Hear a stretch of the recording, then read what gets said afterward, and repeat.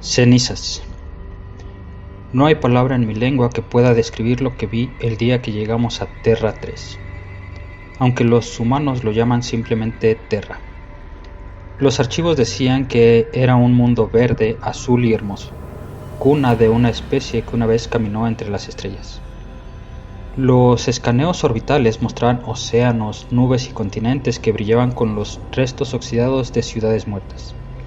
Todo parecía tranquilo, limpio, demasiado limpio para un mundo que, según las leyendas, había sobrevivido a más de una docena de guerras planetarias. La primera transmisión desde la superficie llegó rota, llena de estática y jadeos. La segunda fue más corta, un grito, seguido por algo que sonó como carne desgarrándose. Nadie quiso reproducirla una tercera vez. Fuimos enviados igual. Mi unidad, compuesta por 8 de los mejores rastreadores del pacto, descendió en la zona designada, las ruinas de una ciudad que los humanos llamaban Nueva York. Desde el aire solo vimos columnas torcidas de acero y hormigón, carreteras partidas que se extendían como cicatrices y un río negro que serpenteaba entre edificios derrumbados. El olor nos golpeó incluso antes de aterrizar, una mezcla acre de ceniza, metal oxidado y algo dulce como fruta podrida. Caminamos en formación cerrada, nuestros sensores buscando calor o movimiento. Nada, solo polvo arrastrado por un viento que silbaba entre las ventanas rotas. Sin embargo, había señales, paredes cubiertas de marcas profundas como si algo como garras hubiera arañado la piedra.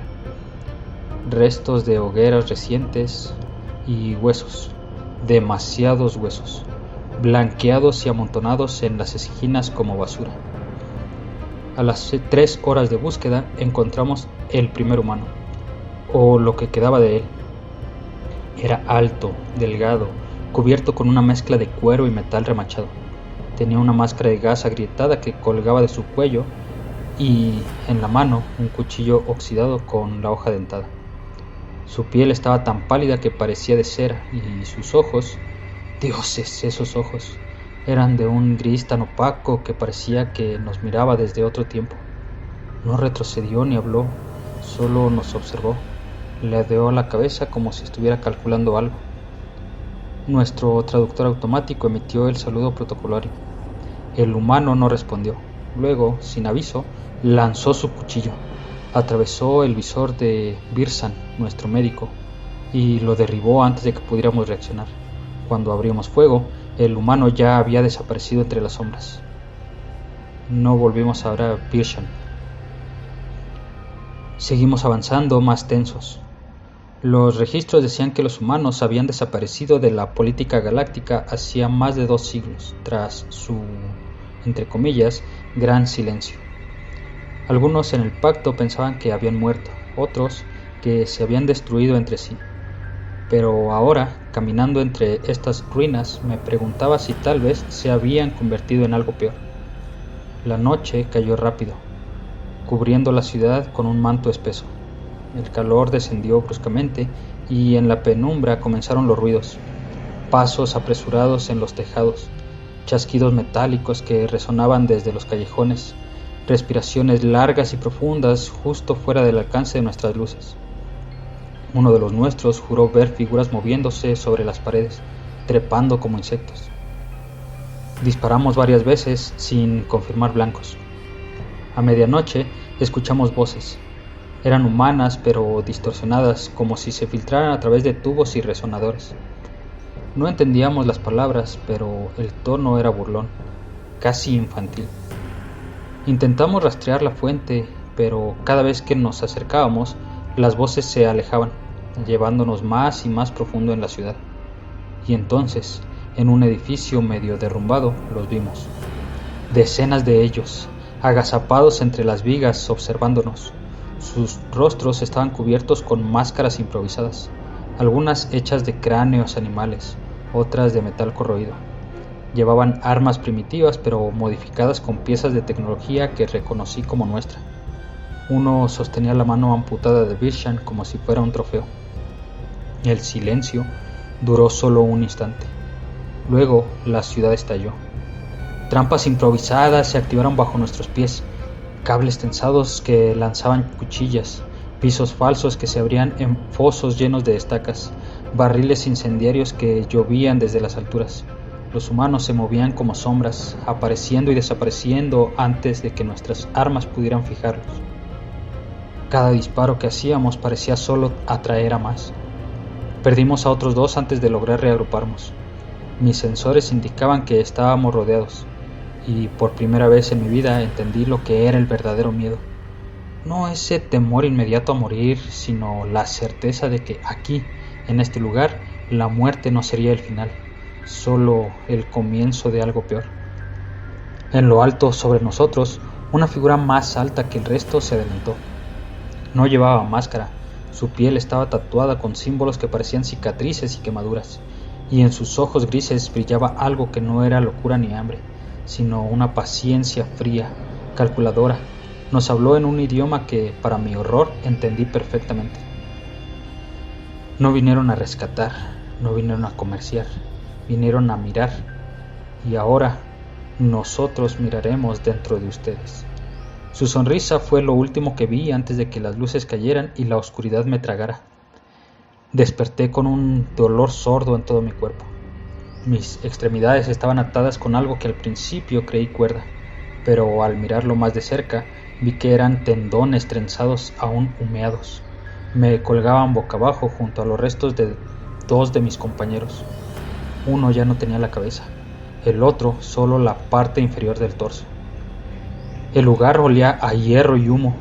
La luz provenía de hogueras encendidas en tambores oxidados, pero las llamas eran pequeñas, como si el combustible fuera escaso. Sin embargo, el calor era sofocante. Las paredes estaban cubiertas de huesos incrustados en arcilla y metal, formando patrones que parecían letras, aunque ninguna coincidía con los alfabetos humanos que conocía. Alrededor se movían ellos, los humanos. Sin máscaras ahora, podía verlos mejor. No eran uniformes. Algunos parecían aún cercanos a lo que muestran los registros históricos, aunque más delgados, con mejillas hundidas y ojos siempre abiertos como si no durmieran.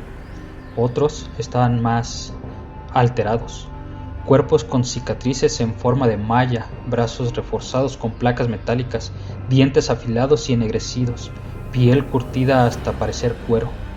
Había niños también, pero ninguno jugaba. Observaban con la misma mirada calculadora que los adultos. En el centro de la sala, sobre una plataforma hecha de piezas de vehículos y puertas oxidadas, estaba él, el humano que nos había hablado antes. Ahora llevaba un manto hecho de banderas rasgadas y piezas de armadura. En una mano tenía el cuchillo de Birsan, en la otra un trozo de carne asada que masticaba lentamente, sin apartar la vista de mí. Uno de ellos, una mujer con la mitad del rostro cubierta por una máscara de vidrio rajada, se acercó con un cuenco. El líquido dentro era espeso, oscuro. Lo vertió sobre mi cabeza. El olor era insoportable, metálico y dulce, y me di cuenta demasiado tarde de que era sangre. No toda sangre alienígena, tampoco toda humana. La multitud se reunió alrededor. No hablaban, solo respiraban al unísono. Un sonido húmedo que se mezclaba con el crepitar del fuego. El líder levantó una mano y en silencio absoluto se hizo. Dijo algo que mi traductor interpretó con voz rota. Comeremos. A una señal suya trajeron más cuerpos. Algunos eran de mi escuadra, otros de especies que ni siquiera reconocí. Los humanos los cortaban con precisión metódica, separando huesos y carne, levantando ciertas partes en barriles de agua ennegrecida. Vi que no desperdiciaban nada. La carne la asaban, la sangre la bebían o mezclaban con polvo gris y los huesos eran pulidos para usarlos como herramientas o decoración. No sé cuánto tiempo pasó, porque allí dentro la noción de horas se disolvía con calor, humo y susurros. A veces alguien se me acercaba para tocar mi piel como probando su resistencia. Uno de ellos, un anciano casi ciego, me olfateó como un depredador y sonrió con dientes rotos. Me habló, y aunque el traductor no captó cada palabra, entendí el sentido. El mundo no nos mató. Nosotros matamos al mundo y luego nos comimos lo que quedaba. En un momento, un grupo arrastró a 3 prisioneros hasta el centro. No eran de mi tripulación. Por su aspecto, debían ser exploradores de otra misión. Los ataron de pie y empezaron un ritual que no parecía religioso, sino práctico. Los rodearon en silencio y cada humano tomó un arma distinta: cuchillos, garrotes, lanzas improvisadas. Al mismo tiempo los hirieron en puntos específicos, no para matarlos rápido, sino para provocar sangrados lentos. Colectaban la sangre en cuencos que luego pasaban entre ellos como si fuera vino. La multitud murmuraba mientras bebía y de vez en cuando alguno miraba hacia mí. Cuando uno de los prisioneros dejó de gritar y colgó la cabeza, lo apartaron y le abrieron el pecho, extrayendo órganos que aún palpitaban. Los más jóvenes recibieron las porciones más pequeñas, los ancianos las más grandes. El líder observaba sin participar como un maestro evaluando a sus aprendices. Finalmente se acercó a mí. Su aliento olía a carne chamuscada. Ustedes no entienden. ¿Creen que temen a la muerte? No. Me sujetó la mandíbula y me obligó a mirarlo. Lo que deberían temer es sobrevivir a nosotros. No supe si la amenaza o si era una promesa. La última imagen que retuvo mi mente antes de perder el conocimiento fue la de un niño, no mayor de 2 siglos y medio, roer un hueso más largo que su brazo con la misma calma que los otros niños morderían una fruta. Desperté nuevamente en la oscuridad, tumbado sobre algo blando y húmedo. El olor me hizo toser. Era carne en descomposición. Estaba libre de ataduras, pero no por misericordia. Me habían dejado en lo que parecía una fosa común. Los cuerpos humanos y alienígenas formaban una masa viscosa que se hundía bajo mi peso. No escuchaba a nadie cerca, solo el goteo lento de agua desde alguna grieta y el zumbido lejano de insectos. El silencio era antinatural, como si toda la ciudad contuviera el aliento. No podía quedarme allí. Sabía que en este mundo quedarse quieto era pedir que te encontraran. Y en ese momento entendí que lo que los humanos cazaban no siempre lo mataban enseguida. Salí de la fosa arrastrándome. La noche había caído y la luz de las lunas apenas iluminaba las ruinas. Salí y caminé sin rumbo, guiado solo por el instinto y el deseo de poner distancia. Cada sombra me parecía una trampa, cada corriente de aire un susurro. Encontré una avenida cubierta de vehículos oxidados. Entre ellos un transporte pequeño, su cabina abierta. Lo revisé con manos temblorosas, sin energía, sin armamento, pero dentro había una cantimplora con agua turbia. Igual la bebí, ignorando el sabor a óxido. Caminé horas. El aire estaba denso, cargado de humo y ceniza. A veces creía ver figuras siguiéndome en los tejados, pero nunca lo suficiente para confirmarlo. Mi mente, exhausta, ya no diferenciaba entre lo real y lo imaginario. Fue en un callejón estrecho cuando escuché el silbido. Corto, preciso, no humano. Me lancé al suelo justo antes de que un proyectil de plasma impactara contra una pared cercana. Una voz conocida resonó por mi comunicador de emergencia. Unidad de rastreo, aquí grupo 3, tenemos tu señal, mantente en movimiento. Corrí, atravesé calles, salté sobre escombros sin mirar atrás. El silbido volvió, pero esta vez acompañado de disparos dirigidos hacia lo alto. Algo o alguien me estaba cubriendo, y por primera vez desde que pisé este planeta sentí algo parecido a la esperanza.